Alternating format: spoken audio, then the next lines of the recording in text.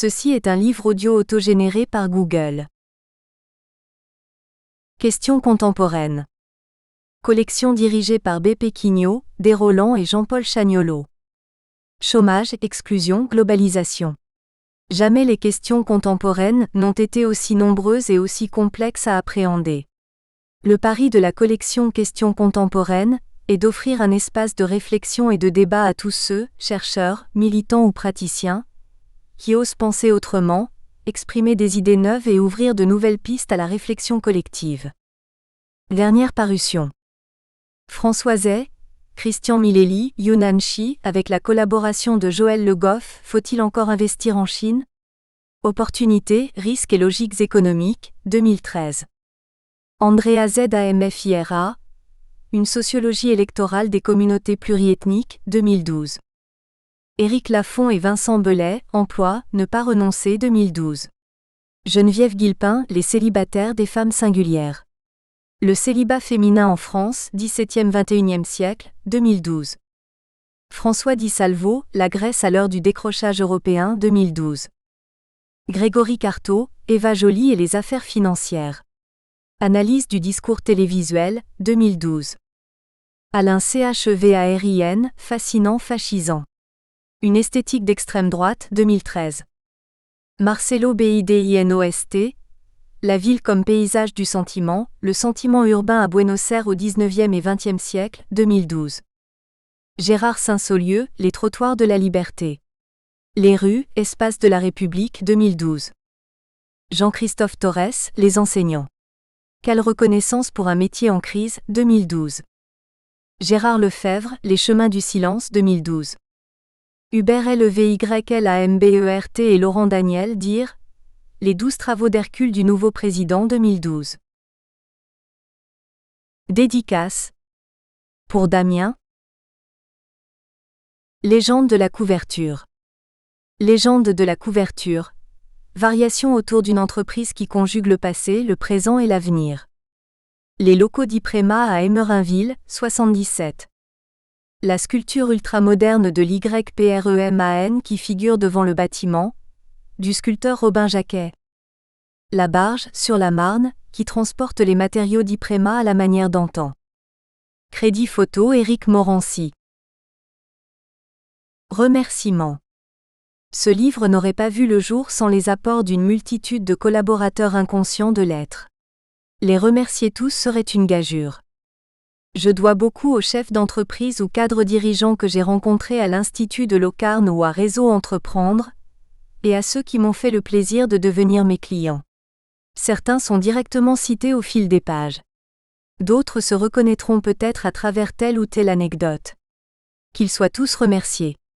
Une mention spéciale à deux d'entre eux, Jean-Jacques Henaf et Claude Prigent. Je dois d'ailleurs les photos de la couverture à Claude Prigent. Sans les autres, personne ne serait autre chose que rien, nous dit Quino, le célèbre créateur argentin du personnage de Mafalda. C'est dans l'échange que sont nées les idées de cet essai. Merci à celles et ceux qui, par la confrontation d'idées au sein de différents cercles de réflexion auxquels je participe, ont fait progresser ma réflexion et notamment Joseph Le Bihan, Alain Glon, Jacques Bernard, Jean Olivreau, Jean-Pierre Lematte, Gilbert Jaffrelot. Enfin, il y a aussi toutes celles et tous ceux dont les écrits ont soutenu ma propre recherche. Ils sont cités dans les pages de cet essai. Ce livre n'aurait pas pu être écrit sans la patience de mon associé depuis 25 ans, Jeanne Le Bouleux-Léonardi. Ses relectures critiques m'ont fait tempêter, mais surtout progresser. Qu'elle soit remerciée du fond du cœur. Un autre premier lecteur occupe une place toute spéciale, et c'est à lui que je dédie ce livre. Il va de soi que si je dois beaucoup à beaucoup, les erreurs ou les insuffisances de cet essai ne sont que de moi. Préface.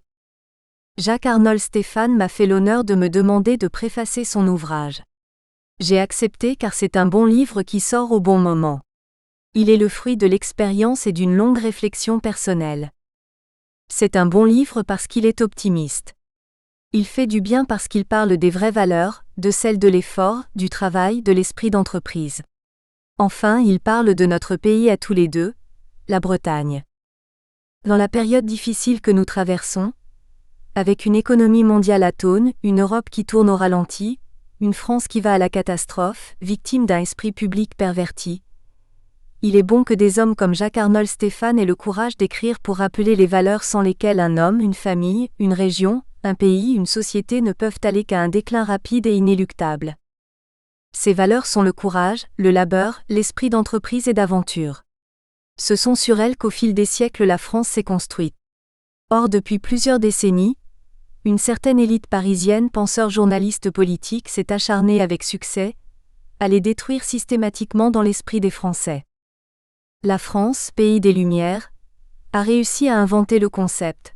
Le travail produit dangereux pour votre santé, d'où les 35 heures, d'où l'avancement de l'âge de la retraite, alors que l'humanité entière connaît un allongement de la durée de vie. L'entreprise qui est un lieu d'épanouissement pour les femmes et les hommes, où règne en général un état d'esprit positif tourné vers la conquête, est devenue l'ennemi à combattre. Les entrepreneurs sont découragés par un système administratif, politique et fiscal qui les traite en parias, et ne sait pas quoi inventer pour les empêcher d'avancer.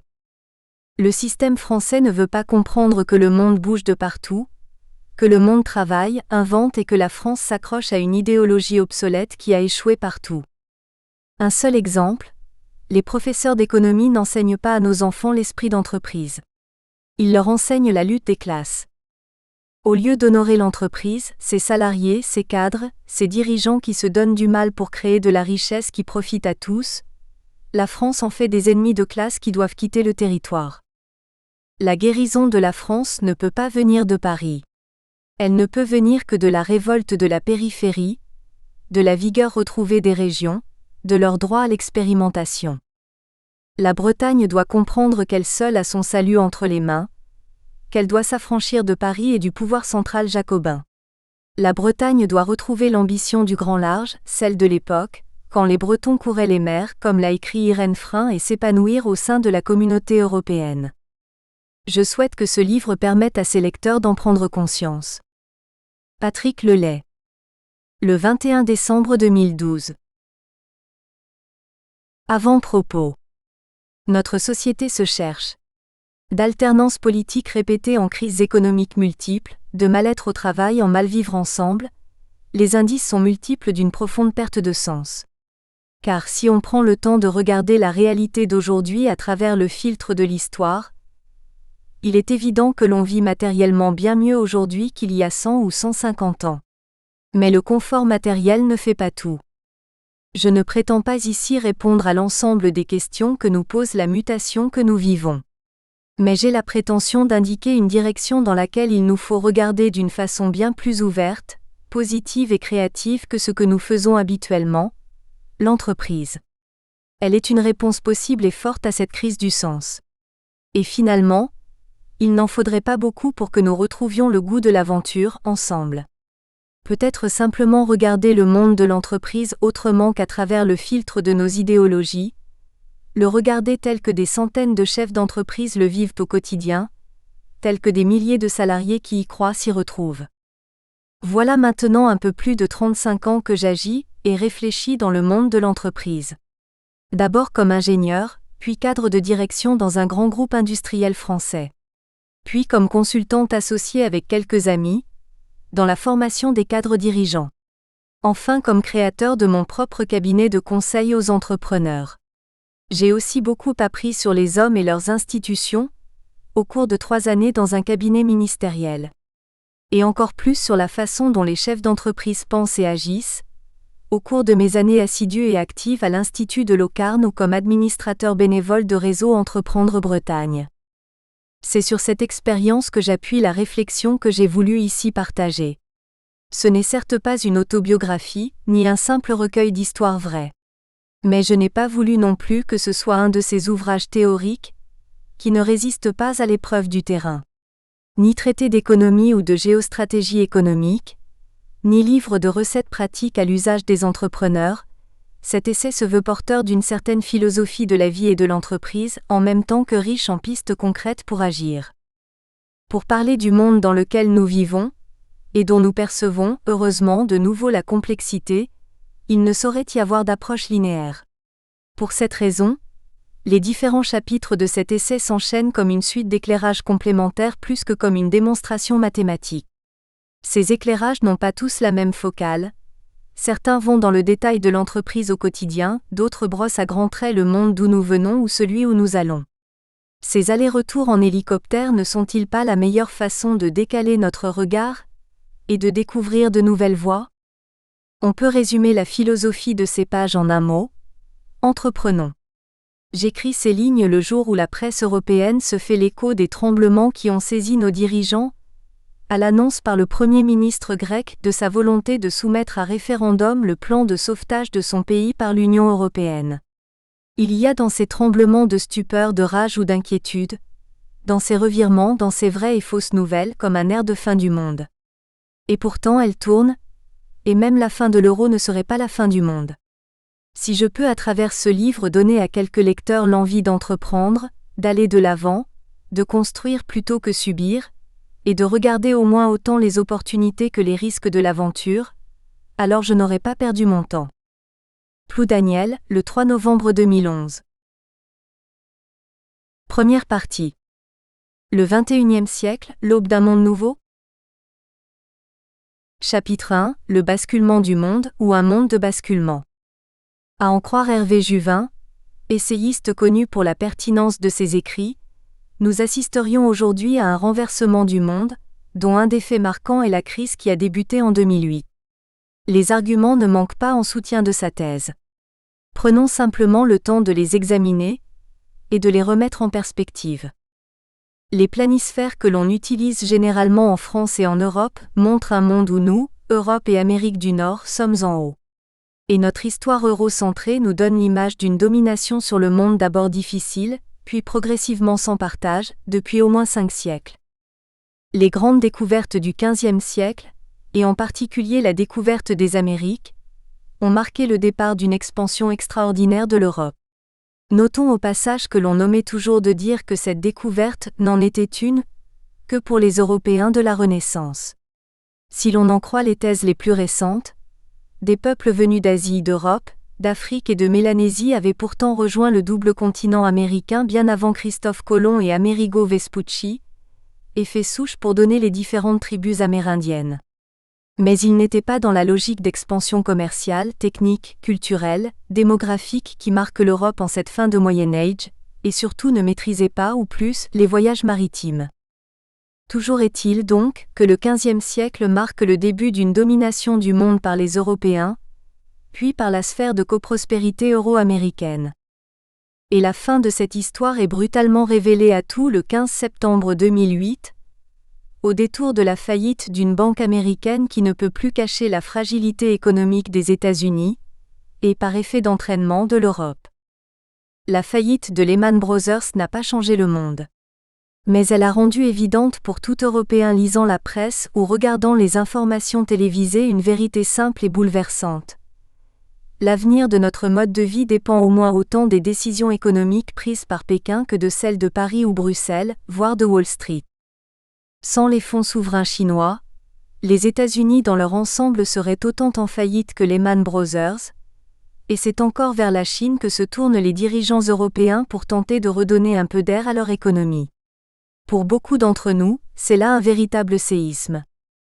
On peut le comprendre facilement.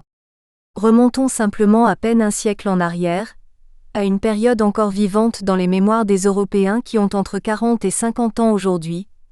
Ils ne l'ont pas connue, mais leurs grands-parents y vivaient.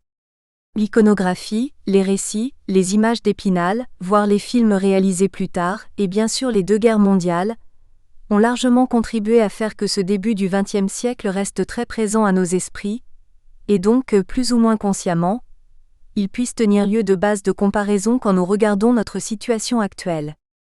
Or, le monde en 1911, c'était l'Afrique et le sous-continent indien totalement sous la domination des puissances européennes.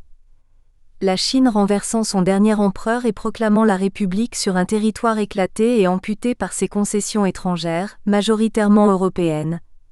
Le Canada et l'Australie gouvernaient à Londres, un commerce mondial entièrement sous la coupe des grandes puissances européennes.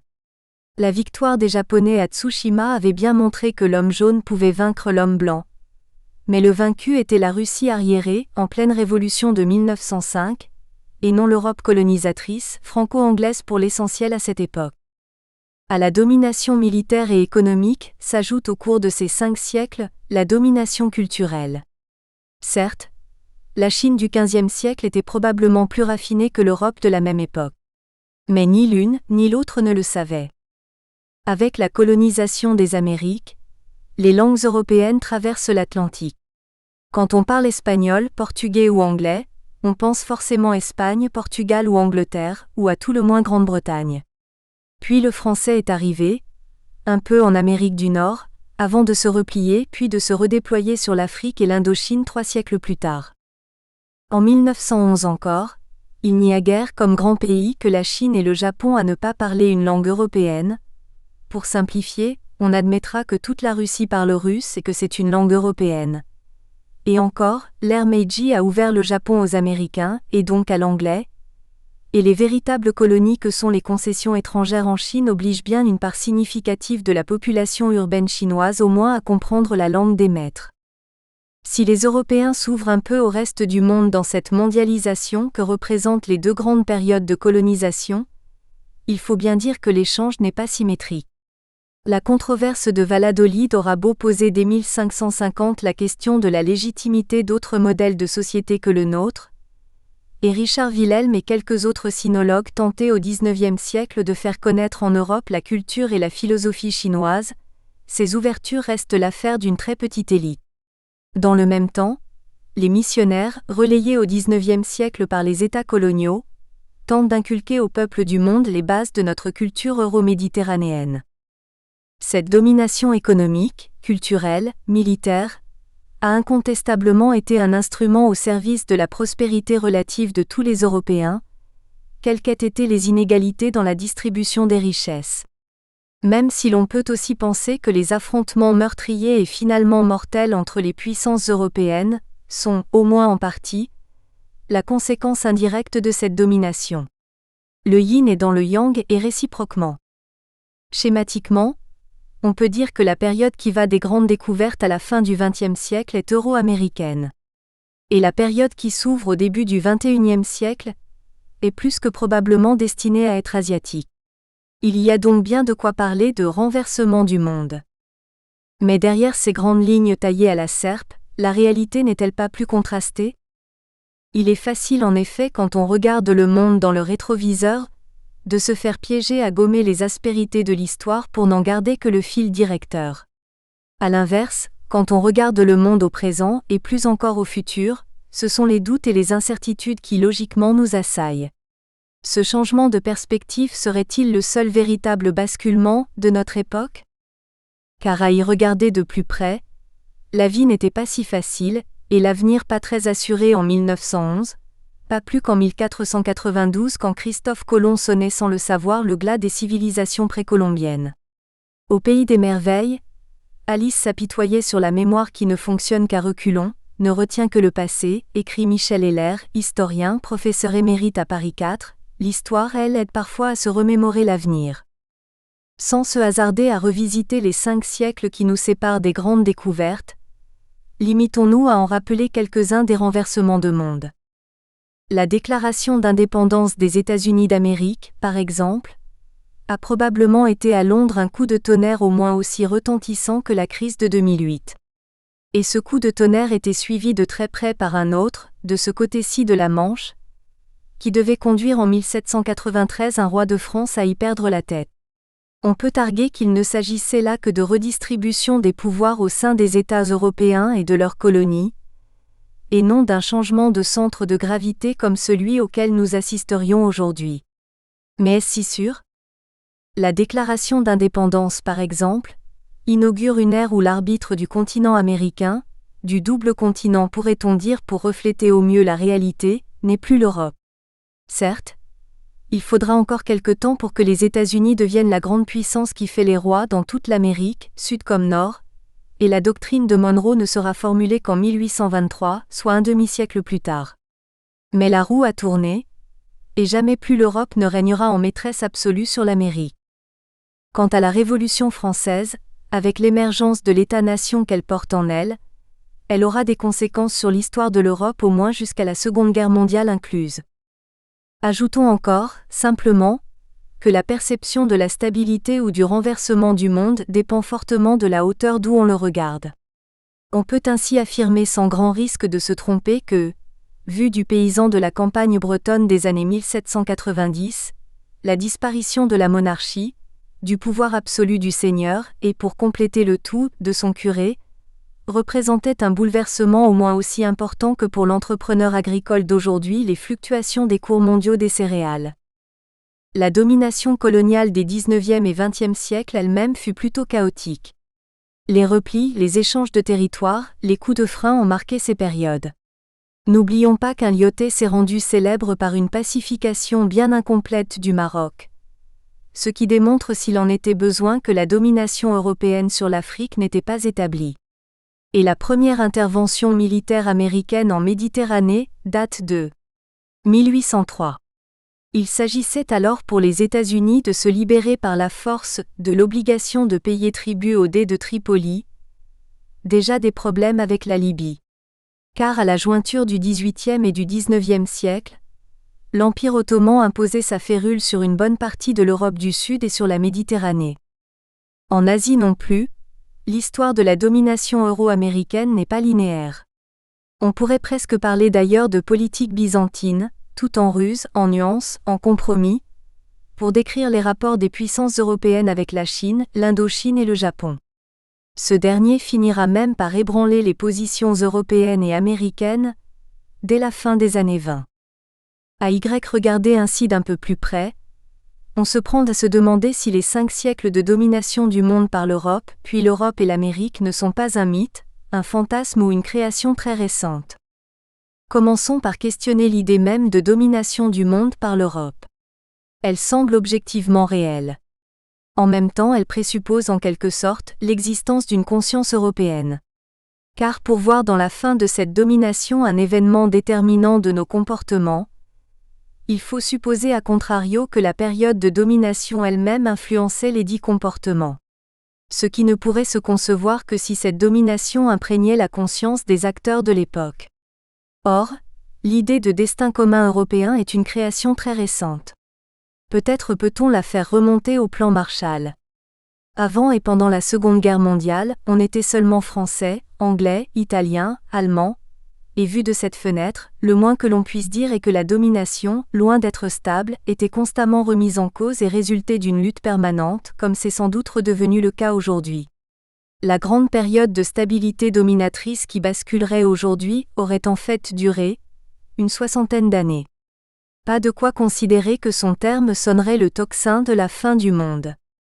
Si avant la Première Guerre mondiale, l'idée d'Europe était très forte et les liens entre les nations des liens de famille régnantes, cela ne concernait pas vraiment les peuples.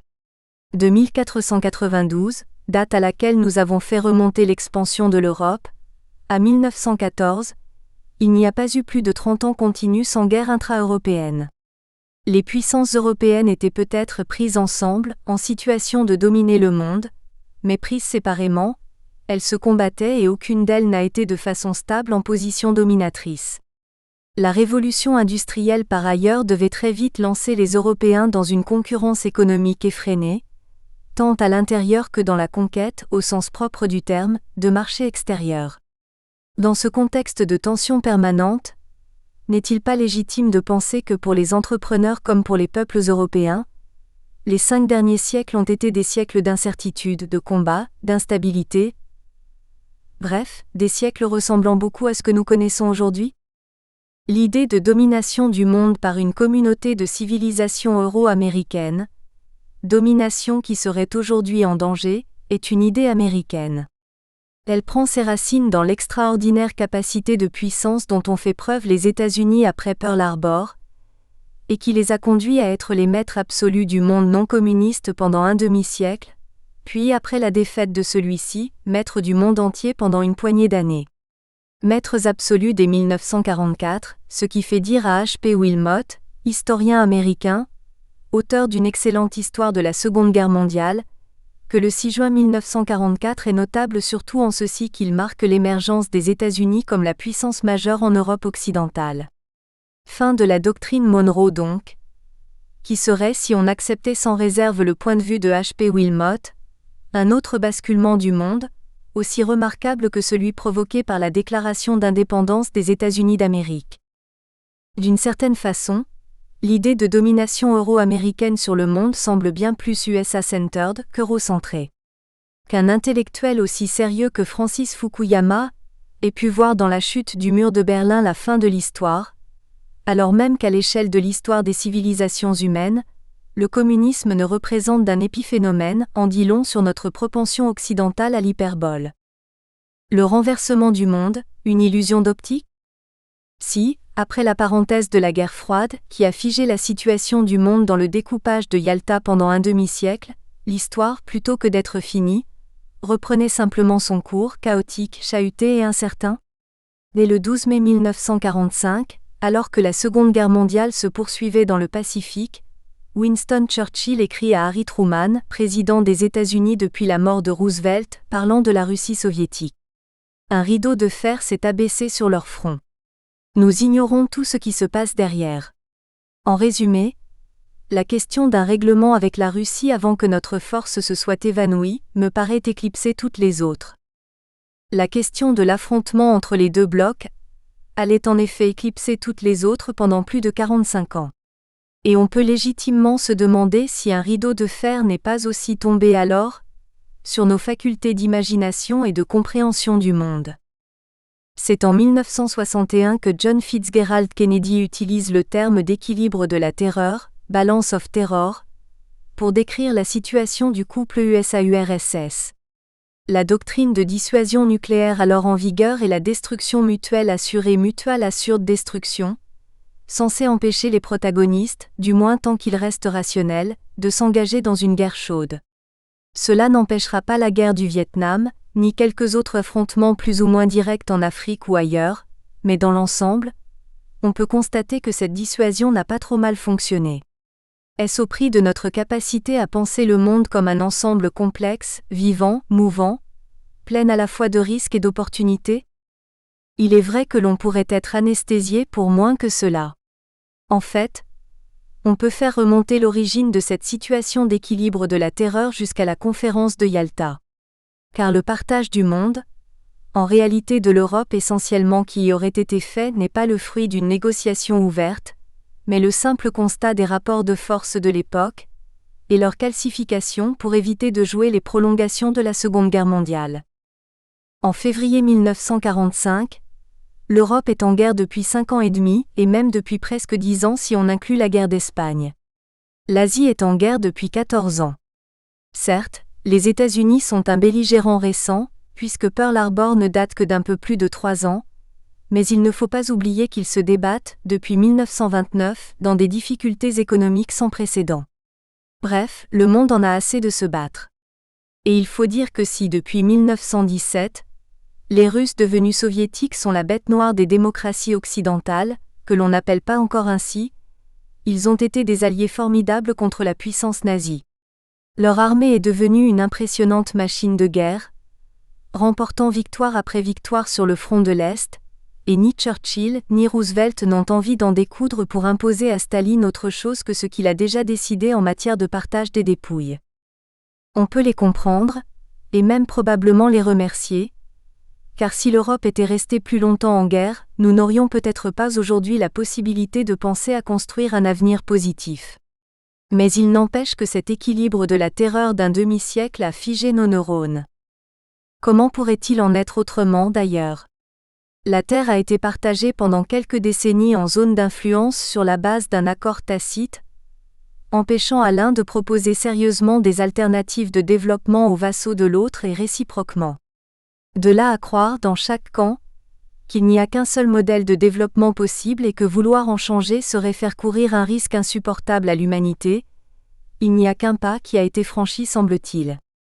C'est probablement là que se trouve la source de la disproportion avec laquelle un Francis Fukuyama salue la chute du mur de Berlin.